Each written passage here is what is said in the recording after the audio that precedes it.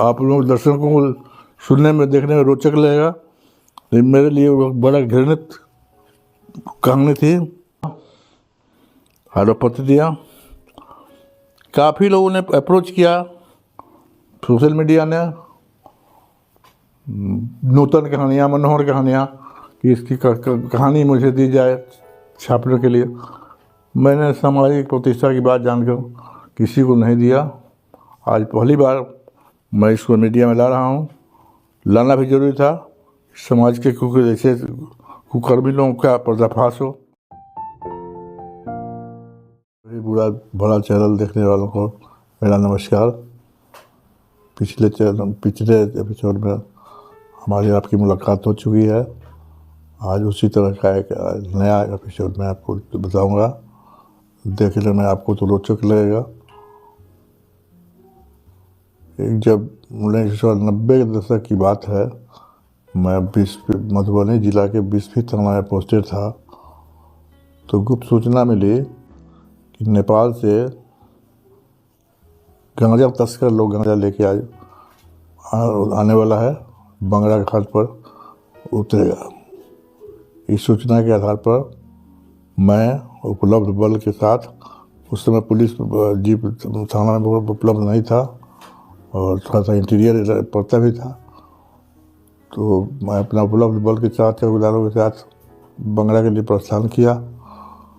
बहुत देर इंतजार करने के बाद कुहासा रात था, दृश्य देखा नहीं दे रहा था। इंतजार करते करते करते पाँव फटते फटते सूचना मिली कि अब वो लोग आ गए हैं। घाट पर जो ही नाव लगी तो उपलब्ध बल से घाट के किनारे से उन्होंने उसको घेराबंदी किया। दूसरी तरफ अगर तस्कर कूदते, पानी में डूबने की संभावना थी, इसलिए भाग नहीं सके। हम लोगों ने घेरा डाल के पकड़ लिया, गांजा जब्त किया। करने के बाद वहाँ से बल के साथ उन तस्करों को भेज दिया और मोटरसाइकिल से मैं अकेले वहाँ से पीछे से कुछ लिखा पढ़ी करने के बाद जाता। कुछ देर रुका वहाँ, कुछ देर जब रुका, इसी बीच एक सूचना मिली, बगल में गांव है रघौली, बहुत संपन्न गांव, शिक्षित भी, एडवांस गांव। वहाँ के बारे में सूचना मिली कि एक गिरिस्वामी अपने छत पर अपना लोडेड बंदूक, निजी बंदूक लेकर भाग रहा है और कुछ लोग गांव के चारों तरफ से घर से घिरे हुए हैं। घर से किसी को न निकलने दे रहा है, न घर में किसी को जाने दे रहा है। विधि व्यवस्था की समस्या उत्पन्न हो गई है। मैं तो किंग करते विमूढ़ हो गया। बल मेरे साथ नहीं था, मैं अकेला पड़ गया। लेकिन बगल का गाँव था और इसके पहले वहाँ कुछ चर्चित दंगा के केस मैंने किया था, इसलिए वहाँ के लोगों से सोशल आदान प्रदान हो चुका था। मैं उस गांव के लिए परिचित हो गया था और थोड़ा सा लोकप्रिय भी। इसी बल पर मैं वहाँ चला गया।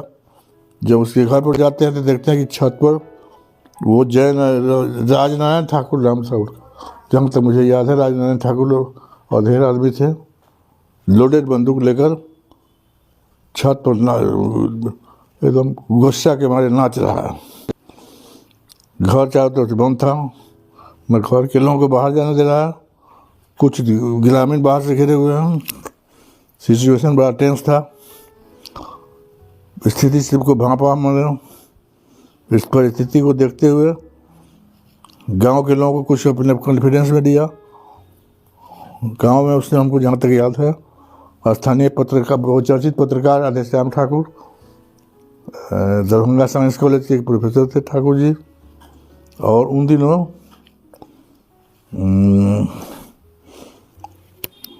हरिभूषण ठाकुर उर्फ बचौल, जो आजकल विधानसभा के माननीय विधायक हैं। इन लोगों का काफ़ी सहयोग मिला और इन लोगों के बल पर मैं अपने को निर्बल नहीं समझा और बेधड़क छत पर किसी तरह से उस राजनारायण ठाकुर को अपने कॉन्फिडेंस में लिया। पुलाते पुलाते बंदूक किसी तरह से उनके हाथ में लिया। घर का दरवाज़ा खोला तो देखा कि घर के अंदर उस नारायण ठाकुर को एक ही मात्र लड़का था और एक लड़की जो घर में थी और एक नाती था। कथानक ये था, आप लोग दर्शकों को सुनने में देखने में रोचक लगेगा, लेकिन मेरे लिए वो बड़ा घृणित कहानी थी। उस हिसाब से मैं किसी तरह से उनकी बेटी को और नाती को, बेटा को घर से निकाला। एकमात्र इकलौता बेटा था जो उसी इनके कुकृत्यों पर पर्दा डालना चाहता था, तो उसको इलाज के नाम पर ले जाके बिजली का झटका लगाया गया था। ऐसा बच्चा दुर्भाग्यहीन था। उस गांव का ग्रामीण चौकीदार, हम सब जहाँ तक नाम याद है, राधा मंडल या ऐसे कुछ था, वो बहुत कारगर निकला, मेरे पीठ पर सवार रहा मेरे सहयोग के लिए।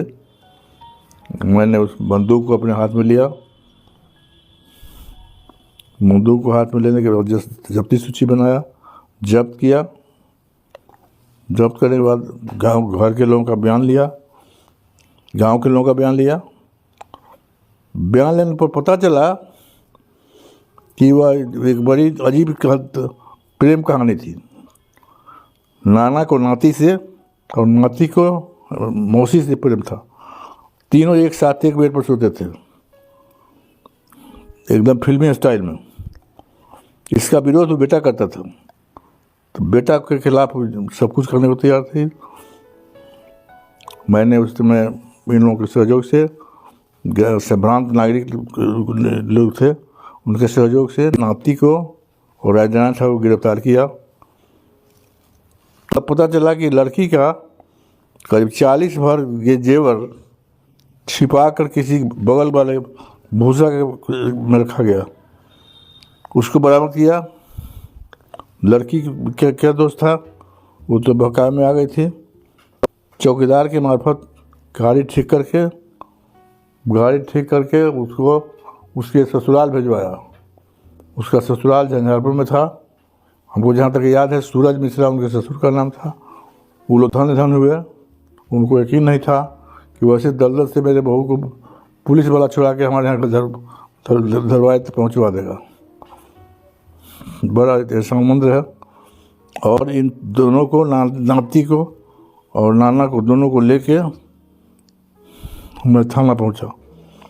अपने स्वकथन के आधार पर FIR दर्ज किया, FIR भेजा, दोनों एक्यूज को फॉरवर्ड किया। अगल बगल के बहुत से लोग काफ़ी पैरवी करने लगे, काफ़ी सिफारिश हुई कि इसको किसी तरह बुढ़ा आदमी को छोड़ दिया जाए, लेकिन मैं तैयार नहीं हुआ, नहीं छोड़ा। उसके बाद FIR जब SP साहब के यहाँ गया, उन्होंने FIR को पढ़ा और FIR पर मेरे नौकरी का पहला केस था कि FIR पर ही उन्होंने बहुत अच्छी टिप्पणी दी। अंग्रेजी में उतना याद नहीं है, लेकिन कुछ याद उन्होंने लिखा कि I am very glad to this police officer who has take pain to record FIR on his door without force. He has seized loaded gun and arrested 2 accused. He is rewarded 200 rupees. ये नौकरी का मेरा पहला reward था। और उसके बाद भेज दिया, अनुसंधान किया, आरोप पत्र दिया।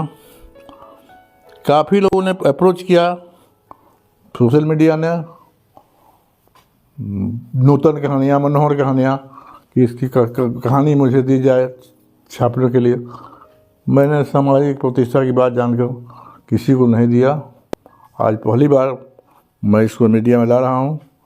लाना भी जरूरी था, समाज के ऐसे कुकर्मी लोगों का पर्दाफाश हो, आने वाली पीढ़ी को सबक मिले।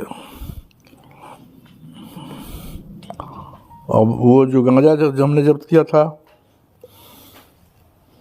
गांजा वाले मुद्दा, ये भी एगो आश्चर्यजनक रहा कि प्रॉपर तलाशी लेने के बाद तीनों बुधाला को मैंने जेल भेजा। जेल गेट पर जाने के बाद पता चला, जो सिपाही गया तो उन्होंने जेलर ने बताया कि इसकी तलाशी कैसे ली है आप लोगों ने। तो सिपाही ने कहा कि सघन तलाशी ली गई है, कुछ छोड़ा नहीं गया। उसने कहा कि नहीं, अभी भी यहाँ गेट पर उसके गुप्तांग से कुछ पैसे बरामद हुए। आश्चर्य लगा। उससे तीनों तस्कर के नाम पता के सत्यापन के लिए उसके होम पीएस हलई ओपी को लिखा मैंने। जायसवाल जी दरोगा थे और धमौन गांव का रहने वाला था। धमौन गांव वहाँ का तस्करों के लिए मशहूर गांव, लेकिन लोकल पुलिस भी उस गांव में जाकर उन लोगों के विरुद्ध कोई लिखा पढ़ी करने से कतराता था। तो जायसवाल साहब वहाँ के थाना प्रभारी थे। हमको ये पता नहीं चला कि लोग कतरा रहे वहाँ जाने से।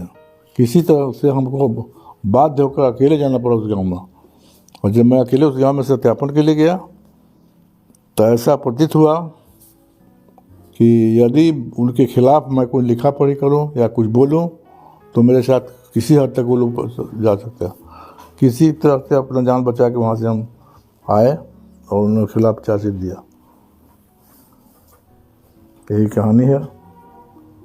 कृपया आप लोग अच्छा लगे तो चैनल को सब्सक्राइब करेंगे, देखेंगे, दूसरे को बताएंगे भी, ताकि दूसरे समाज के बुरे लोगों को इससे सीख मिल सके, फिर दोबारा इस तरह गलती करने का हिम्मत न करें। धन्यवाद। अगर हमारा वीडियो अच्छा लगा तो चैनल सब्सक्राइब ज़रूर करें। धन्यवाद।